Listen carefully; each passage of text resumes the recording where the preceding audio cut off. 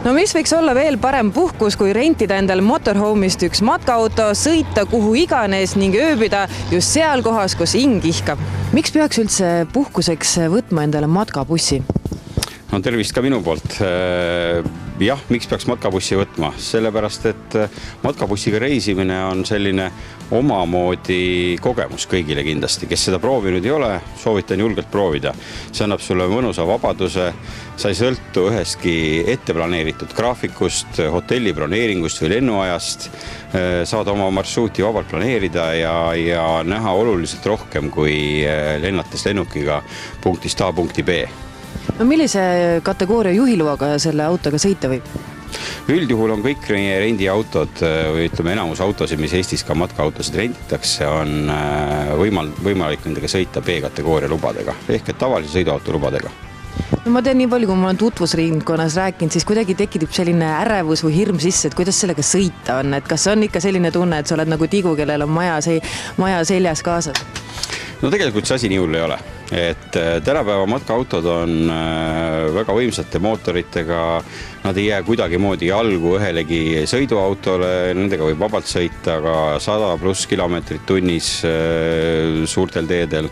Et seda muret kindlasti ei ole, et sa võiks jalgu jääda teistele liiklejatele. No mis te arvate, kui hästi need meie karavanpargid tehtud on, et on piisavalt neid, et igal pool on koht olemas, kuhu oma autoga ligi pääseb? No see on väga tänuväärne töö, mida tegelikult teeb Eesti Kämpingute Liit koostöös siis Läti ja Leedu Kämpingute Liitudega, et nad on väga hästi Eestit promonud. Väga palju on tekkinud viimastel aastatel juurde ka Eestis kämpingukohti. Mida see tähendab? See tähendab seda, et välisturistid, matkaautodega reisijad julgevad juba siia regiooni ka tulla, kuna nad teavad, et siin on olemas korralikud kämpingukohad koos kõigi mugavustega. No kui vaadata neid matkaautosid, siis neid valik on äärmiselt lai, et mille järgi üldse valida matkaautot, kui sooviks reisile minna? Eelkõige hakkab pihta ikkagi sellest see matkaauto valik, et mitmekesi, kui suure seltskonnaga te soovite reisile minna. Et meie pakume rendiks 4–7 kohalisi matkaautosid, ehk et see sõltubki täpselt siis sinu seltskonna vajadustest. No mis ühes matkaautos kindlasti olemas on? No absoluutselt kõik, mis eluks on vajalik. Alates WC-st, duširuumist, korralikust kööginurgast, külmkapp, pliit ja nii edasi.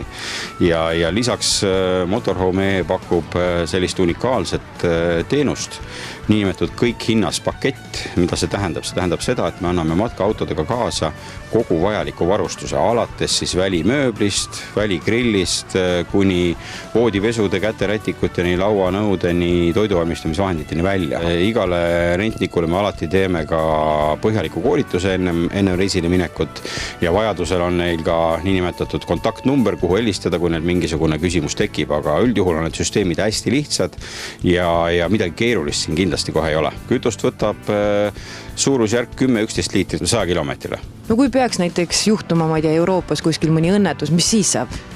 No autoabiteenus kuulub nii rendihinna sisse, on kaetud kaskokindlustustega meil, ehk et kui peaks ka õnnetus juhtuma, te kutsute välja autoabi, see on rentnikule tasuta, auto toimetatakse siis vastavasse remonditöökotta ja kuna meil on tegemist ka ainult uute autodega, me kasutame siis maksimaalselt 2 aastat vanu või ütleme 2 hooaega sõitnud autosid, siis kõigil kehtivad garantiid ja nende autodega üldjuhul probleeme ei teki.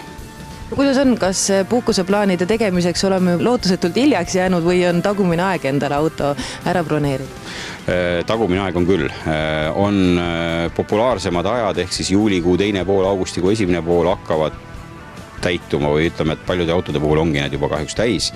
Aga küll siin kevade poole, maikuus on juba ilus, juuni alguses on juba ilusad ilmad ja miks mitte ka septembris, et seal on vabu aegu veel täna täitsa piisavalt. Kas on määratletud ka ajavahemik, et kui pikaks ajaks seda autot võtta võib või mis see miinimum, mis see maksimum on? Jah, üldjuhul on nii, et suveperioodil ehk siis juuni, juuli, august on miinimumperiood nädal aega. Et muudel aegadel on võimalik ka 3 päeva kaupa autot rentida. Kui palju see rent maksab? Ma saan aru, et see kindlasti oleneb konkreetsest mudelist, aga suurusjärk? Suurusjärk on selline, et suveperioodil see nädalane rent on suurusjärk 1000 eurot. Ega kõik ju ainult ei taha rentida, et kindlasti on ka neid televaatajaid, kes sooviksid endale osta seda, et see võimalus on ka täitsa olemas. Jaa, absoluutselt. Motorhome tegeleb nii matkaautode rendi kui müügiga.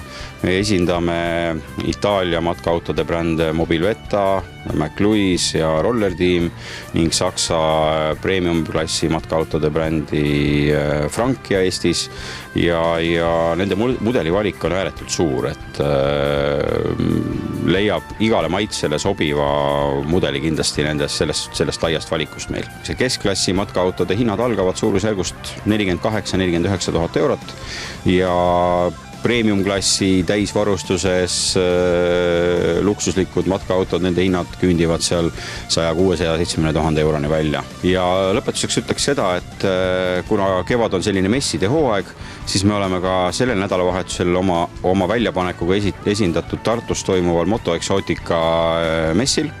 Et kõik huvilisi ootame siis messile tutvuma erinevate meie poolt pakutavate matkaautodega. Saab rääkida nii auto rentimisest kui soovi korral ka autode ostmisest.